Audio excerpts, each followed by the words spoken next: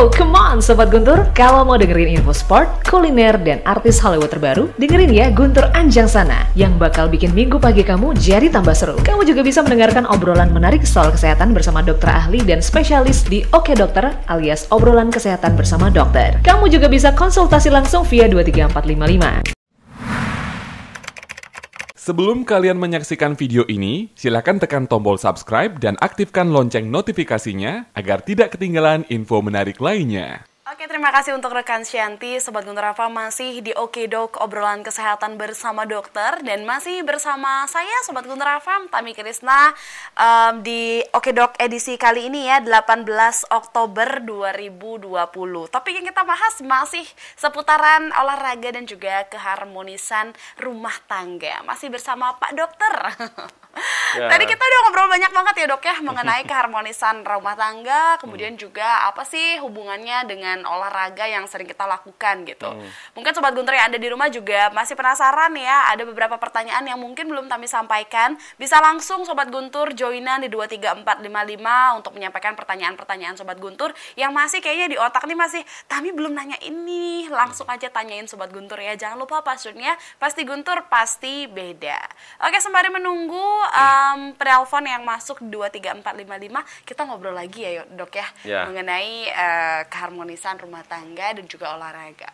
Kalau tadi di belakang layar Sobat Guntur FM kita sempat ngobrol, ternyata sebenarnya keharmonisan rumah tangga dan olahraga ini orang-orang tuh udah banyak ini ya dok ya, tahu gitu ya, tapi mereka mungkin bahasanya yang berbeda ya dok ya. Mereka nggak tahu nih itu tuh dampaknya karena memang suka olahraga, harmonisnya di rumah tangga itu salah satunya ya karena olahraga. Manfaatnya banyak sekali sebenarnya dok ya. Ya, jadi seperti yang kita diskusikan dari sejak awal, bagaimana keharmonisan rumah tangga itu salah satu indikatornya adalah bagaimana aktivitas seksual pasangan suami istri itu terjamin gitu. Artinya bahwa keharmonisan rumah tangga ditentukan juga dengan bagaimana aktivitas seksual itu dilakukan. Karena jujur saja ketika sebuah keluarga atau pasang suami istri ketika kualitas aktivitas seksualnya menurun atau terganggu, itu impaknya kemana-mana gitu, dampaknya kemana-mana. Bahkan ya akhirnya bukan tidak mungkin, saya tidak bisa mengatakan apakah ini ada datanya atau tidak, tetapi dari berbagai pengalaman empirik begitu, banyak yang justru akhirnya kegagalan berumah tangga itu diawali dari kegagalan bagaimana mengatur atau menjaga kualitas aktivitas seksual gitu. Nah, oleh sebab itu saya kira aktivitas seksual ini menjadi sebuah parameter gitu ya untuk mengukur harmonisan rumah tangga, sebuah rumah tangga. Nah, oleh sebab itu olahraga sekali lagi memberi dampak yang cukup luas bagaimana menjaga aktivitas seksual itu tetap terjamin. Jadi kalau saya pahami bahwa hubungan intim itu kan harus selalu diawali dengan aktivitas komunikasi yang intim gitu. Sehingga komunikasi intim itu bahasanya barangkali semua pasangan punya arti, punya kode, punya ciri, punya tanda.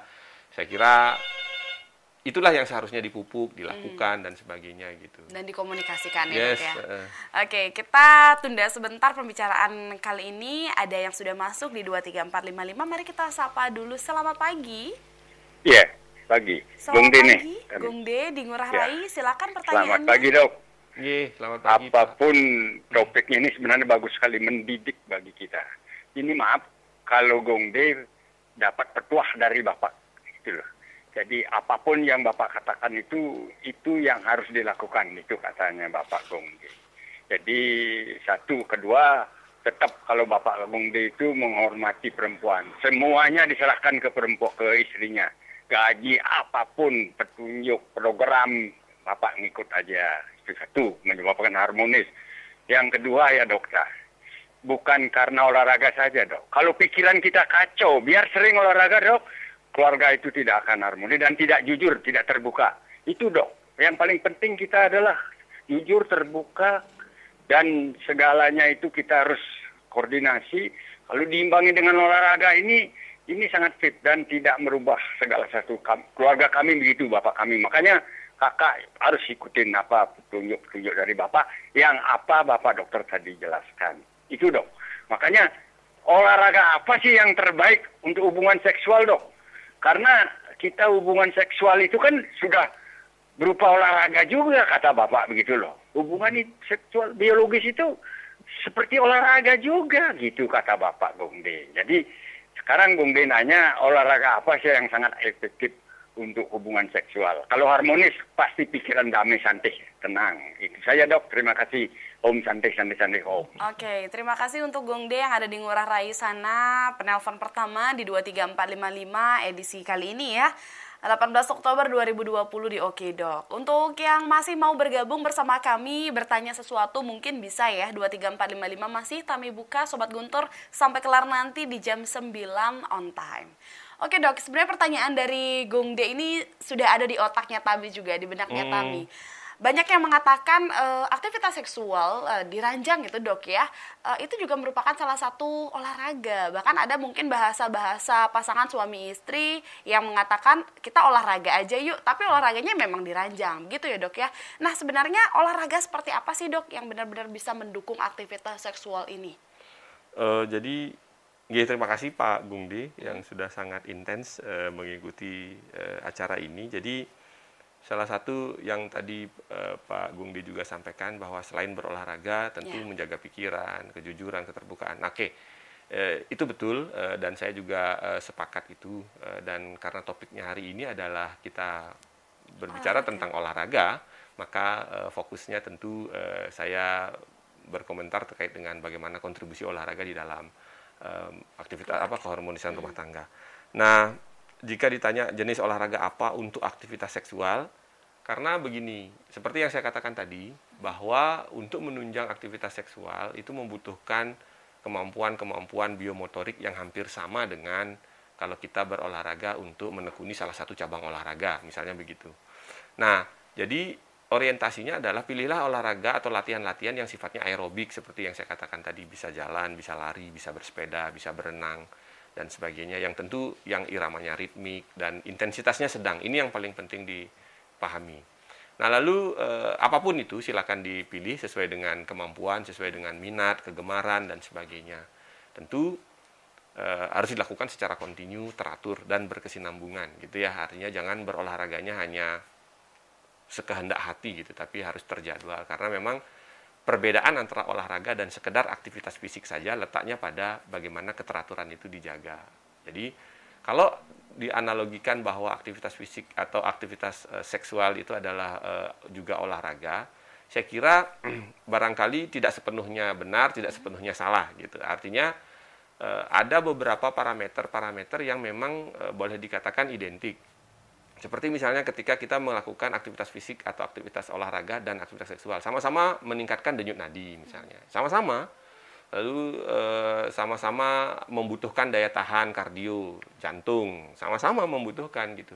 Lalu sama-sama katakanlah menghabiskan sejumlah kalori gitu misalnya di dalam melakukan aktivitas itu, sama-sama gitu. Jadi tetapi apakah itu merupakan sesuatu yang sifatnya dilatih khusus begitu, saya kira di sini barangkali letak perbedaannya.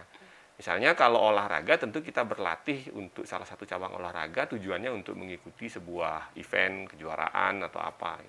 Tapi kalau aktivitas fisik atau aktivitas seksual ini tentu adalah aktivitas alamiah, natural begitu ya, naluriah yang dikatakan harus membutuhkan latihan khusus sebenarnya tidak juga gitu. Apakah kita sarankan seseorang untuk berlatih aktivitas tertentu untuk menunjang ininya? Saya kira juga tidak terlalu ini. Tetapi ketika kita menyasar misalnya otot-otot yang terlibat di dalam hubungan seksual, otot dasar panggul, otot perut gitu ya, otot tungkai dan sebagainya, itu sesungguhnya kan merupakan bagian yang dilatih secara umum gitu. Jadi tidak diorientasikan semata-mata hanya untuk aktivitas seksual saja gitu. Tetapi kalau kita latih itu berdampak pada kualitas aktivitas seksual, iya gitu. Jadi ini yang ingin saya katakan bahwa orang berolahraga itu tentu sejak awal yang ingin dicari orientasinya adalah kesehatan, kebugaran, meningkatkan daya tahan dan sebagainya. Ketika semua itu sudah tercapai, maka aktivitas fisik apapun yang dia lakukan akan lebih berkualitas gitu. Hasilnya akan lebih baik dibandingkan dengan tidak terlatih seperti yang saya katakan tadi. Jadi saya kira demikian. Jadi kalau sebagian kalangan mengatakan bahwa aktivitas seksual itu adalah olahraga, ya seperti yang saya katakan tadi. Komentar saya tidak sepenuhnya benar, tidak sepenuhnya salah gitu. Artinya karena ada parameter yang memiliki sama-sama meningkat dan seterusnya. Nah, jadi bukan lalu nanti kenapa saya katakan demikian, jangan sampai nanti ada orang yang salah menafsirkan kalau itu dikatakan sama dengan berolahraga, lebih baik berhubungan aktivitas seksual saja, nggak usah berolahraga. Nah, ini kan jadi salah lagi gitu. Oleh sebab itu bukan merupakan sesuatu yang benar dan sangat salah begitu, tidak, tetapi oleh karena memiliki parameter yang identik itulah maka olahraga itu penting gitu. Olahraga itu menjadi sesuatu yang wajib dilakukan untuk menunjang aktivitas seksual gitu. Jadi saya kira di situ keterkaitannya. Gitu. Oke, tapi ada beberapa case ya dok yang saya temui di lapangan gitu kan, beberapa banyak yang sharing gitu di media sosial ketika mereka melakukan olahraga, kemudian mereka benar-benar merasakan fisik yang sangat lelah. Nah, ketika di malam hari mungkin memang sudah waktunya berhubungan seksual antara suami istri ya dok ya, itu justru malah membuat komunikasinya tidak berjalan dengan baik karena si cowok ini mungkin udah lelah ya dok habis berolahraga. Jadi padahal memang sudah waktunya seperti itu gimana ya dok? Ya, itulah yang saya katakan kenapa tadi olahraga yang baik atau olahraga supaya bermanfaat itu harus dilakukan dengan beberapa kriteria gitu. Salah satunya adalah terukur. Ini yang saya katakan tadi, kalau olahraga dilakukan dengan intensitas yang berlebihan atau intensitas yang berat gitu, maka dampaknya bukan pada peningkatan kemampuan biomotorik gitu, tapi justru menurunkan kemampuan biomotoriknya, bahkan cenderung kalau itu dilakukan berlebihan malah menjadi cedera gitu. Nah, itulah dua sisi seperti mata pisau gitu ya, sama-sama ini ya. Di satu sisi dia bermanfaat, tapi di sisi lain kalau kita lakukan dengan berlebihan dia justru akan merugikan gitu. Nah, yang penting sekarang diperhatikan adalah lakukanlah olahraga dengan intensitas yang sedang gitu, untuk meningkatkan kemampuan kebugaran, daya tahan, kesehatan dan sebagainya, kebugaran jasmani. Sedang ini maksudnya kalau caranya mengukur tuh begini, intensitas olahraga diukur dengan menggunakan denyut nadi yang paling murah meriah lah ya. Denyut nadi maksimal. Denyut nadi maksimal itu diukur dengan 220 dikurangi umur. Itu formulanya. Kalau ada seseorang umurnya 40 tahun, maka denyut nadi maksimal yang dia harus pertahankan, harus capai, tidak boleh dilewati adalah 220 dikurangi 40. Itu 180. Itu 180 kali per menit. Itu adalah denyut nadi maksimal yang tidak boleh dilampaui. Per menit ya dok? Per menit. Nah, olahraga yang sehat, olahraga yang baik itu intensitasnya seberapa? Antara sekitar di beberapa literatur rentangannya antara 70 sampai 80%. Dari denyut nadi maksimal yang tadi. Jadi 80% kali 180, nah kira-kira sekitar 118 kali 8 gitu ya, sekitar 160-an gitu kira-kira. Itu adalah denyut nadi dengan intensitas sedang. Itulah yang harus dicapai 160 kali. Kalau sampai ketika melakukan aktivitas olahraga mencapai 180 kali, hentikan. Karena kalau itu dilakukan dalam durasi tertentu, ini akan menimbulkan kelelahan yang berlebihan, bahkan cenderung menjadikan dia cedera. Itu tadi kenapa pagi sorenya berolahraga dengan intensitas yang tinggi, lalu malamnya karena dalam tanda petik sudah sesuai jadwal bahwa hari itu adalah harinya, akhirnya terlewat begitu saja karena salah satu di antara mereka kelelahan dan sebagainya gitu. Saya kira lebih kepada pengaturan intensitas ya, olahraga. Karena olahraga itu nggak perlu harus yang capek-capek banget gitu, nggak perlu gitu. Tapi kadang kalau udah asik ya dok ya, kalau saya pribadi gitu dok, kadang ketika sudah niatnya 30 menit aja di gym selesai gitu kan, tapi ternyata sudah asik, bisa sampai 1,5 jam gitu dok. Ya, masalah durasi itu sebenarnya barangkali yang lebih signifikan pengaruhnya terhadap intensitas itu adalah denyut nadi.